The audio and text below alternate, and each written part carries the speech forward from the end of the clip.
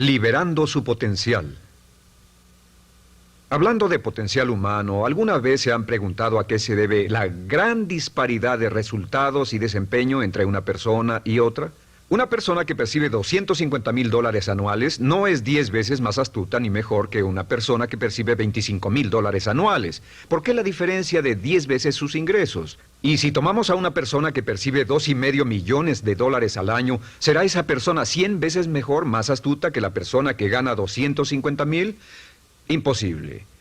En un estudio reciente de coeficiente intelectual probaron a 1,000 personas de una cierta población y llegaron a la conclusión de que la mejor persona entre los 1,000 solo era 2,5 veces más astuta que la persona de menor coeficiente intelectual. Solo 2,5 veces la disparidad, y tal vez eso sea con toda la población. ¿A qué supone que se debe la diferencia? Al hablar de potencial humano, llegamos a una fórmula que deduje hace algunos años. Tal vez eso lo explique un poco. La fórmula comienza con lo que llamamos AI. O sea, atributos innatos, las cualidades, la inteligencia, la habilidad, el temperamento, cosas con las que se nace que no pueden cambiarse mucho. Además de los atributos adquiridos. Estos atributos son muy importantes, son su educación, su capacitación, sus capacidades, su experiencia, conocimiento, sabiduría, etcétera, multiplicado por A, que es su actitud, es igual al potencial humano individual, o al desempeño humano individual o resultados individuales humanos. Ahora, de estos tres, los atributos innatos se traen desde el nacimiento. Los adquiridos pueden cambiarse, pero se necesita cierto tiempo para ello, aunque a veces cambiamos muy rápidamente. Cierta información valiosa puede cambiar dramáticamente su eficacia, pero las actitudes pueden aumentarse o disminuirse dramáticamente en segundos. Cada vez que mejoramos nuestra actitud, multiplicamos todas nuestras capacidades. Una actitud ha sido llamada acertadamente el lenguaje más importante del ser humano, la palabra más importante del idioma en el humano. Todo lo que hacemos en la vida, según un estudio en Harvard entre estudiantes ejecutivos, será en un 85% de actitudes. Un 85% de su éxito estará determinado por su actitud. Eso significa que está determinado por cuán positivo o cuánta actitud mental positiva se tenga. Las personas con actitudes mentales positivas tienden a avanzar más rápidamente, se mueven hacia la cima en organizaciones valiosas, ganan más dinero, sacan más satisfacción de la vida. Una actitud mental positiva no significa que baile por las calles y arroje flores. Solo significa que tome una actitud constructiva en general o se aproxime hacia su trabajo, su vida, sus problemas, relaciones, etc. Según el informe Cox de las empresas americanas, según la revista Success, un 85% más de todo lo que se logra se debe a la actitud. Y la pregunta es, ¿de dónde vienen las actitudes? Las actitudes vienen de las expectativas. Muy simple, ya hablamos de eso. Y una forma muy poderosa de mejorar su actitud instantáneamente es decir, aunque no lo crea, pienso que algo maravilloso va a ocurrirme hoy. Como dijimos antes, nuestras expectativas sobre los desenlaces determinan nuestra actitud. Si espera que las cosas salgan bien, tendrá una actitud positiva. Si espera que salgan mal, tendrá una actitud negativa. Y lo maravilloso es que podemos fabricar nuestras expectativas. Podemos esperar lo que deseamos. Podemos esperar cosas buenas, cosas malas, y no nos decepcionaremos. ¿De dónde surgen nuestras expectativas? Nuestras expectativas surgen de nuestras creencias y de nuestros valores. Son el centro de los factores motivacionales de nuestra personalidad, nuestras creencias. Y esto nos conduce a un entendimiento del potencial humano. Significa básicamente que nuestra actitud es una expresión externa de lo que está ocurriendo internamente. Y esto es consistente con las leyes mentales. Con respecto a las creencias, cada uno de nosotros tiene muchas creencias en el fondo que los psicólogos llaman los conceptos propios. El concepto propio, o su descubrimiento, es considerado por muchos como el logro único y más importante para comprender el desempeño humano en el siglo XX. Yo estoy de acuerdo. El concepto propio es como, si queremos usar una analogía militar, el centro de mando. O si queremos usar una analogía técnica, es el programa central de su computadora básica. Es un grupo de creencias, valores, actitudes, sentimientos, ideas, etcétera, almacenadas en el fondo de nosotros y son el resultado de casi todas las experiencias que hemos tenido en la vida. Y algunos investigadores dicen que el concepto propio comienza a formarse aún antes del nacimiento, pero el concepto propio, una vez colocado, Precede, predice y determina sus niveles de eficacia y desempeño en todas las áreas de nuestra vida. El concepto propio se convierte en el centro de mando o el programa maestro. El concepto propio de este grupo de creencias determina lo que dirá, lo que hará, cómo actuará, cómo se siente y reacciona, etc. ¿Qué significa esto? Significa que todas las mejoras en su vida externa, todos los cambios en su realidad comienzan con un cambio en su concepto propio. Les voy a explicar lo que significa. Esta es una gráfica muy simple. Hablamos de potencial humano y decimos que la persona promedio usa un 10% o menos de su potencial. Según investigaciones, tal vez es mucho menos. El Instituto Stanford Brain en Santa Clara, California, estima que tal vez se aproxime a un 2%. Seremos generosos y diremos que la persona promedio usa un 10%. Significa que en los mejores casos, la mayoría, como usted o yo, no usamos un 90% de nuestro potencial. Uno de los mejores filósofos, Oliver Wendell Holmes, dice que la tragedia de la persona promedio es que llegan a la tumba con su música aún por dentro. Aún están funcionando con mucho menos de su potencial total. Y esto es el potencial humano. Sabemos que existe una relación directa entre el potencial humano y el concepto propio. Pero como nuestros conceptos propios o nuestras estimaciones de nosotros mismos generalmente son mucho menores de lo que debieran ser, nuestro nivel de desempeño y eficacia también es menor. Sabemos que nuestro concepto propio es altamente subjetivo. ¿Qué significa esto? Significa que el concepto propio, lo que pensamos que es cierto sobre nosotros mismos, no está basado en la realidad, está basado en información que hemos tomado y aceptado como cierto, hasta el grado en que creemos lo que sea de nosotros mismos y se vuelve cierto para nosotros porque actuamos de una forma consistente con ello. Algunas personas que leen sus horóscopos y creen en horóscopos predicen su futuro. Hay algunas personas que toman la crítica y las opiniones de otros a quienes ni siquiera respetan y hacen suyas esas ideas, dando un resultado muy negativo. Lo que piense, lo que acepte como cierto, se vuelve cierto para usted. También sabemos que como adultos tenemos una variedad de conceptos propios. Tenemos un concepto propio de cómo vestirnos, cuánto pesamos, lo que comemos, lo bien que podemos hablar en público, qué tipo de padres somos, qué tipo de hijos somos con nuestros padres, qué tipo de esposo o esposa somos, qué tipo de amante, de conductor. Lo interesante de manejar es que todos los hombres tienen un concepto muy positivo con respecto a esto. Las mujeres no entienden esto, pero los hombres nacen con un genio inherente para manejar. Todos los hombres son choferes excelentes. Si no lo creen, todo lo que tienen que hacer las mujeres que están viendo esto es pensar en la última vez que trataron de corregir la forma de conducir de un hombre y recordarán que no obtuvieron buenas respuestas. ¿Cómo respondemos ante alguien que desafía nuestro concepto propio, sugiriendo que no somos las personas que pensamos ser? Estamos a la defensiva, nos enfadamos, nos irritamos, es difícil que nos traten. Tenemos un concepto propio de lo creativos que somos, lo inteligentes, lo rápido que leemos, lo bueno que somos en los deportes, y si practicamos una gran variedad de ellos, tenemos un concepto propio para cada uno de ellos. Tenemos un concepto propio de lo bien que cocinamos, de lo bien que educamos a nuestros hijos, de lo bien que limpiamos nuestra casa, los autos que manejamos, etc. Y también de lo que valemos por lo que ganamos. Es muy interesante saber que nunca ganamos más del 10% de nuestro concepto propio en ingresos.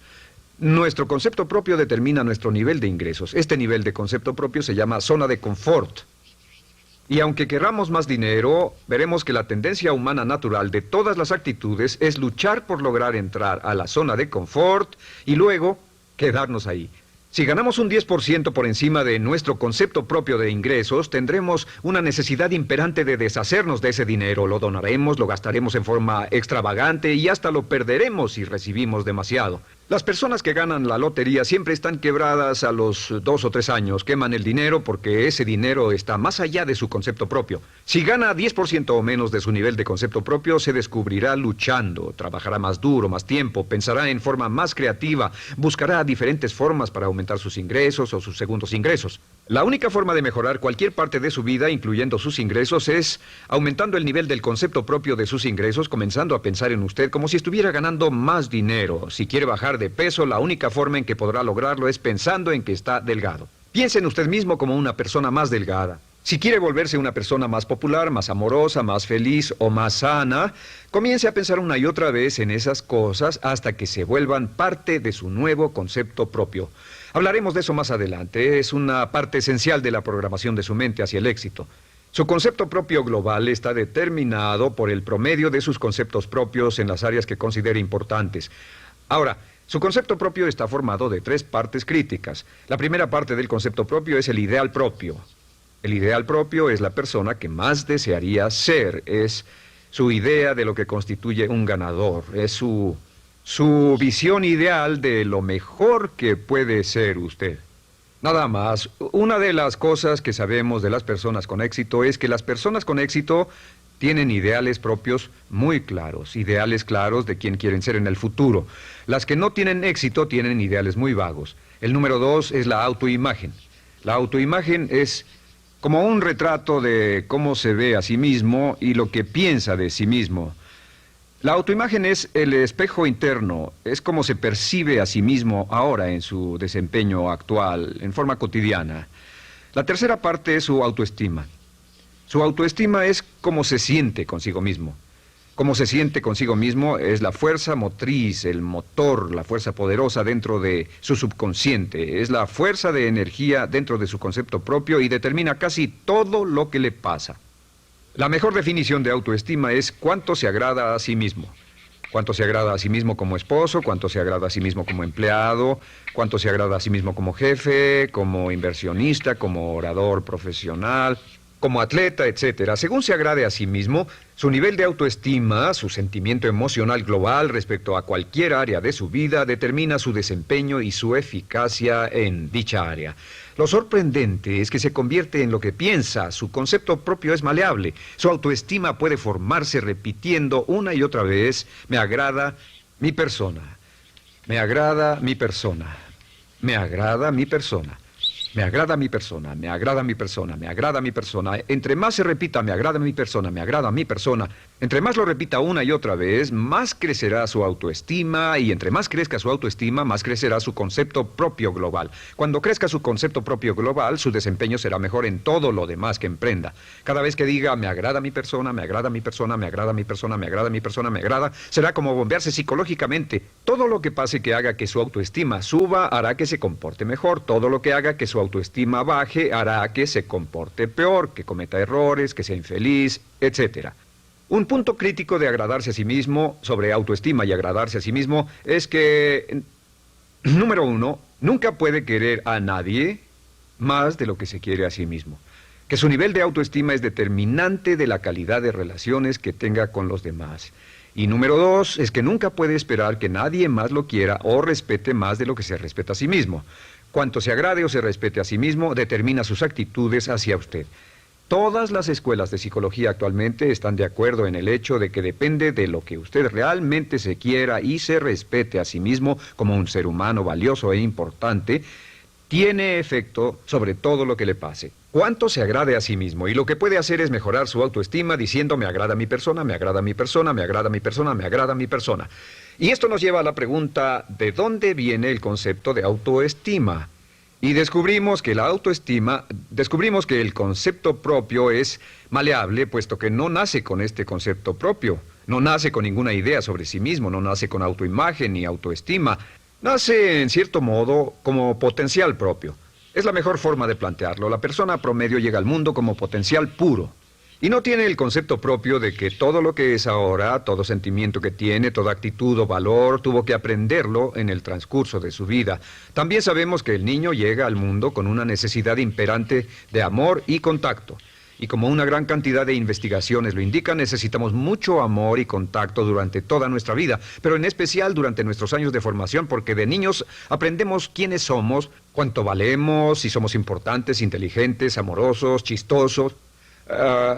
Todo esto lo aprendemos por la forma en que nuestros padres nos tratan. Si nuestros padres, nuestros parientes, tíos o tías, en especial nuestros padres, nos tratan como si fuéramos realmente importantes, crecemos pensando que somos realmente importantes, pero si nuestros padres no lo hacen, pasa algo más. Sabemos que los primeros años de vida son los más importantes para el desarrollo del concepto propio, que un niño comienza a partir de cero. El niño nace sin saber quién es él o ella. Son sumamente valiosos el primero, segundo, tercero, cuarto y quinto años de vida.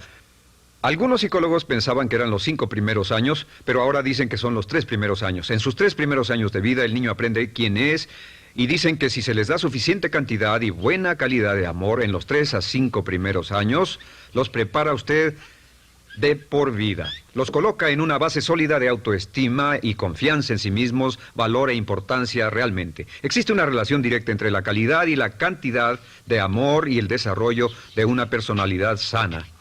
Entre más amor, amor incondicional, reciba un niño en sus años formativos, más fuerte será la base de su personalidad.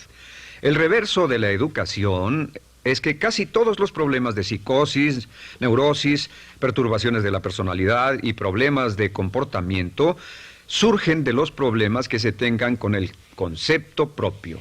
Ahora observemos a los adultos. Aquí está nuestra personalidad adulta. Si nos observamos, podemos llegar a reparar nuestras bases, por así decirlo, repitiéndonos una y otra vez: me agrada mi persona, me agrada mi persona, me agrada mi persona, y llevamos ese concreto reparador hacia la base de nuestra personalidad. Los niños necesitan el amor como las rosas necesitan la lluvia. Los niños que carecen de amor a menudo mueren por escasez de amor.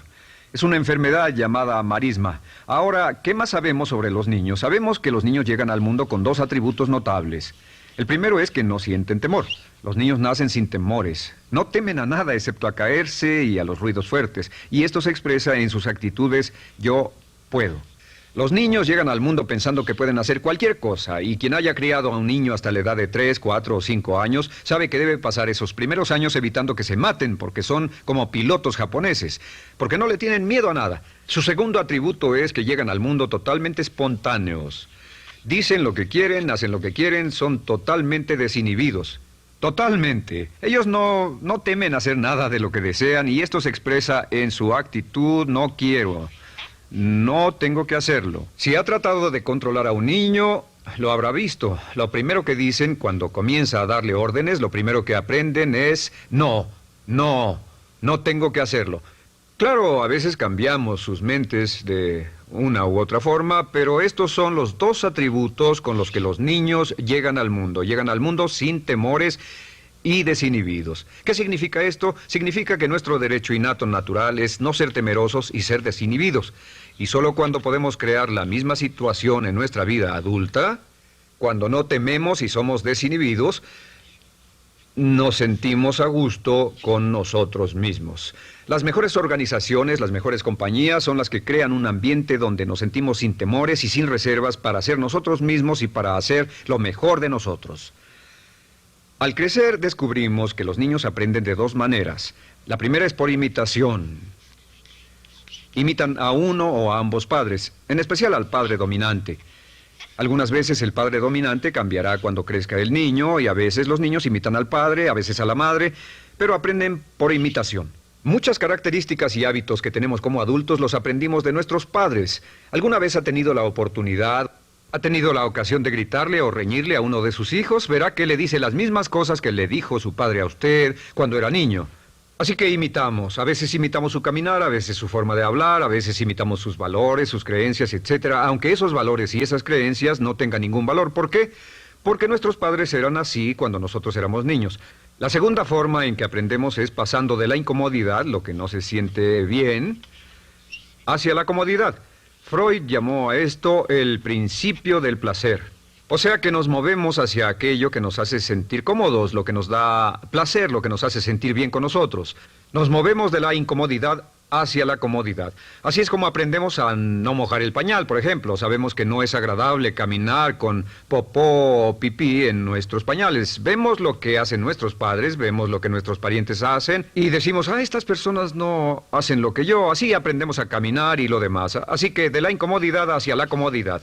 Durante toda nuestra vida, por cierto, así es como aprendemos. Imitamos leyendo lo que otras personas hacen, estudiando libros y en el trabajo, imitamos cuando vamos a la escuela, y hacemos lo que nos da resultados positivos, lo que nos da refuerzos positivos, y hacemos cada vez menos las cosas que nos causan incomodidad o dolor. Ahora, muy temprano en la vida, como equivocación o como resultado de una equivocación que los padres cometen en la crianza, los niños comienzan a aprender hábitos y patrones negativos. Los patrones y hábitos negativos tienen sus raíces principalmente en la crítica destructiva. La crítica destructiva comienza muy temprano en la vida, a veces en los primeros meses. Y la crítica destructiva la usan los padres para dirigir y controlar a sus hijos. Desafortunadamente, tiene un efecto muy peligroso y dañino sobre nosotros, ya que la crítica destructiva tiende a minar la integridad de la personalidad del niño. Muchos de nosotros, incluyéndome a mí y a muchos de ustedes, nos hemos visto minados y heridos por la crítica destructiva más que todas las guerras en la historia. Ahora, como resultado de la crítica destructiva, comenzamos a desarrollar hábitos y patrones negativos. Los patrones de hábitos negativos son respuestas condicionadas hacia los estímulos. Los patrones de hábitos negativos se desarrollan en los inicios de la vida.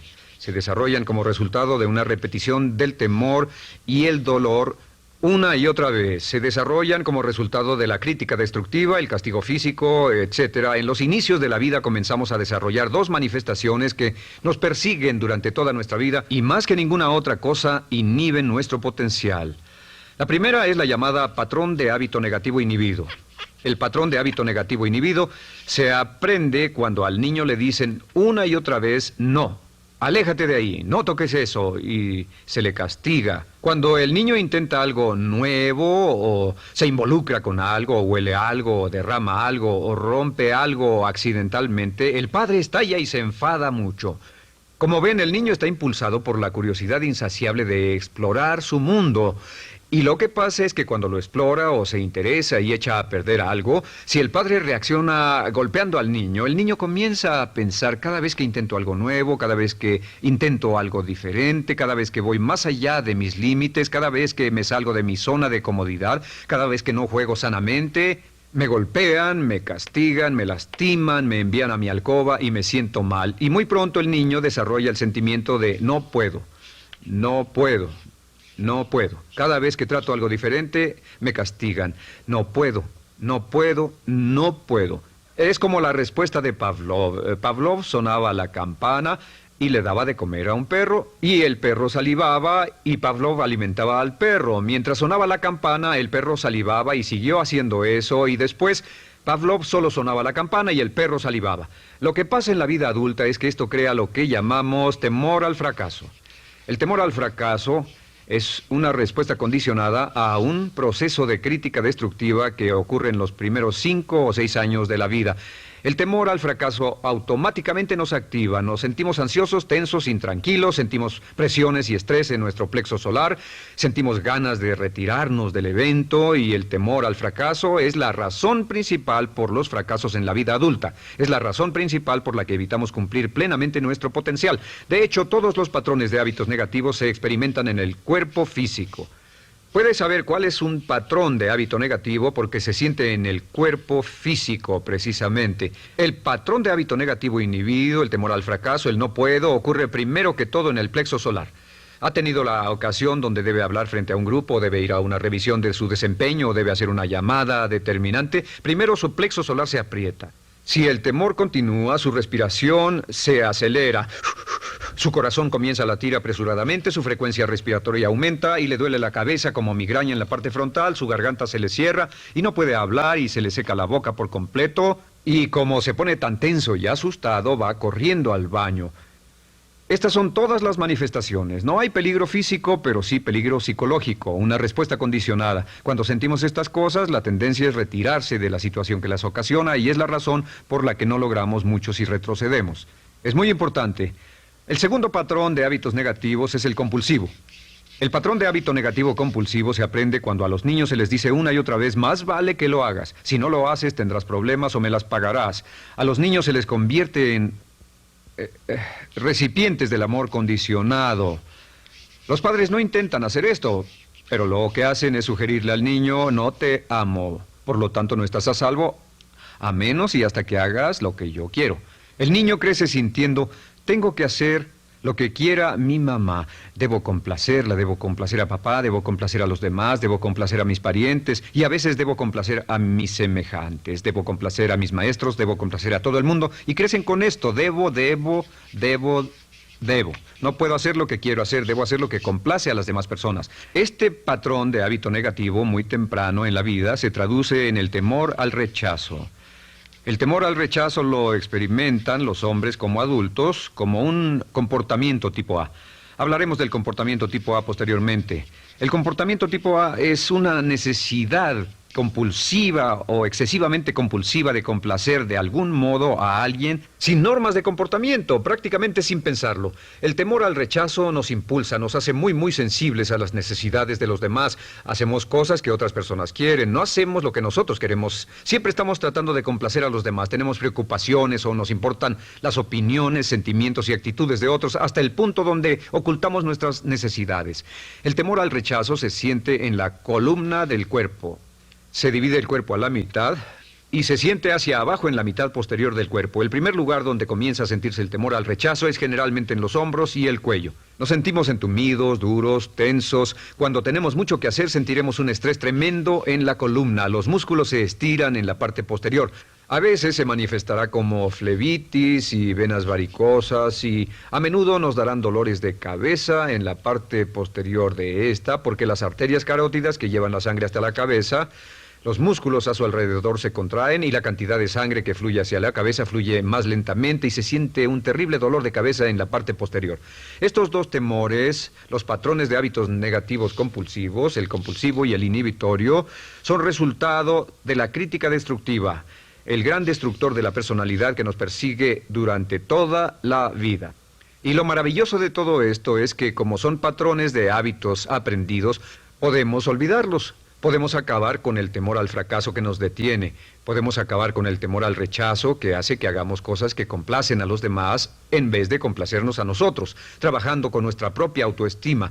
Porque existe una relación inversa entre la autoestima y el patrón de hábitos negativos. Porque entre más se agrade a sí mismo, menos teme al fracaso. Entre más se agrade a sí mismo, menos teme al rechazo. Entre más se agrade a sí mismo, menos temerá a cualquier cosa. Y si sigue repitiendo, me agrada mi persona, me agrada mi persona, me agrada mi persona una y otra vez, si sigue diciendo esto, con el tiempo su autoestima sube más y más y más y más y sus temores desde luego bajan. Cuando su autoestima sube, sus temores van en dirección opuesta. Ahora, ¿cómo enfrentar la crítica destructiva si debe criticar a otras personas? Pues eso es muy simple. Muchos padres nos han preguntado eso. ¿Cómo se controla a los niños? Una de las claves para controlar a los niños es dirigirlos para que hagan algo constructivo en lugar de hacer algo destructivo. Otra cosa que debe recordarse es que lo que quiere hacer es que quiere dar una crítica informativa, crítica constructiva, lo que significa que se les dice a los niños lo que pueden hacer o a los adultos lo que pueden hacer mejor. Todo el propósito de dar retroalimentación de cualquier tipo es mejorar el desempeño.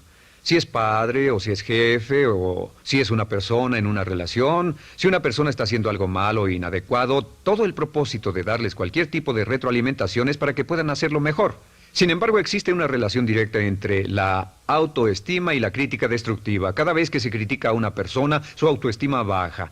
Y cada vez que su autoestima baja, su habilidad para desempeñarse baja. Si critica a una persona en forma destructiva demasiado tiempo, llegará a un punto donde no intentarán nada. Se convierte en lo que llamamos hipersensible.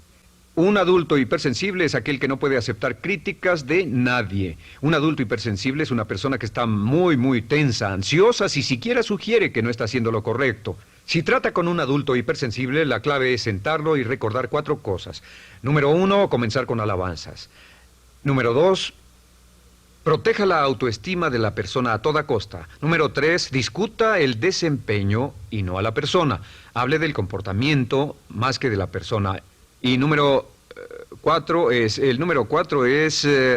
enfocarse hacia el futuro en vez de en el pasado. Enfóquese hacia lo que va a hacerse en forma diferente en el futuro en vez de lo que pasó en el pasado. ¿Por qué? Una razón muy simple, porque una persona no puede controlar el pasado. Al no poder controlar el pasado, cualquier crítica de lo que han hecho en el pasado les da un estrés tremendo y frustración. Así que, en resumen, la clave del éxito en la vida es una actitud mental positiva. Una actitud mental positiva se basa en expectativas de éxito, de una serie de expectativas positivas.